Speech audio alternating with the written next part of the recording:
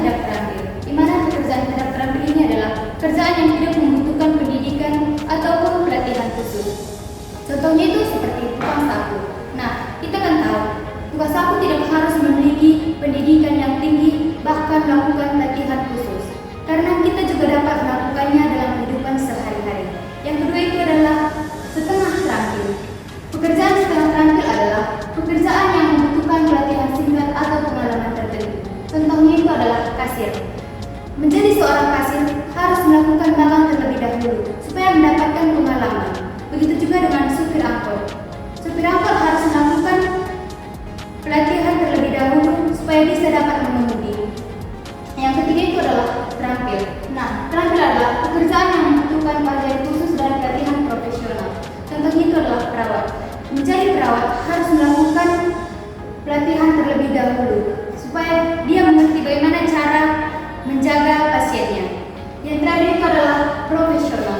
Profesional adalah pekerjaan yang memerlukan pendidikan tinggi, keahlian khusus, dan sertifikasi.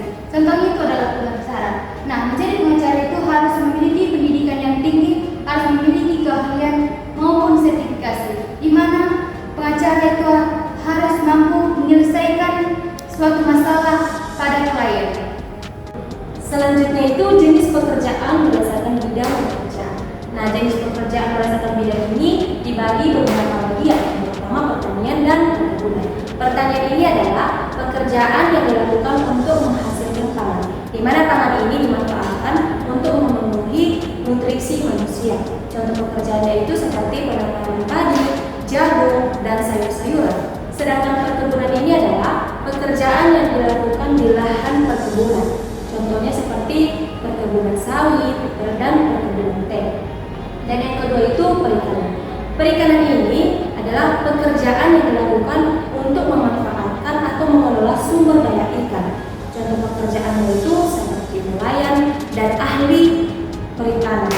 Yang ketiga itu kesehatan, di mana kesehatan ini adalah pekerjaan yang terkait dengan pengobatan kesehatan manusia.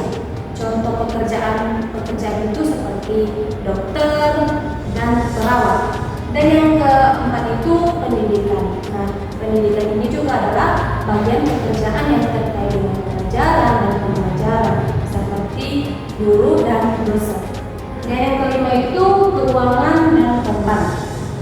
Keuangan ini dan perbankan ini adalah pekerjaan untuk mengelola keuangan. Kalau di bagian keuangan, contoh pekerjaannya itu seperti financial analyst, di mana financial analyst ini bekerja menganalisis data keuangan perusahaan dan memberikan laporan keuangan perusahaan. Kalau di perbankan, untuk pekerjaan itu seperti teller. Teller ini bertugas atau bertanggung jawab atas transaksi keseharian. Sekian dari hasil presentasi kami. Terima kasih.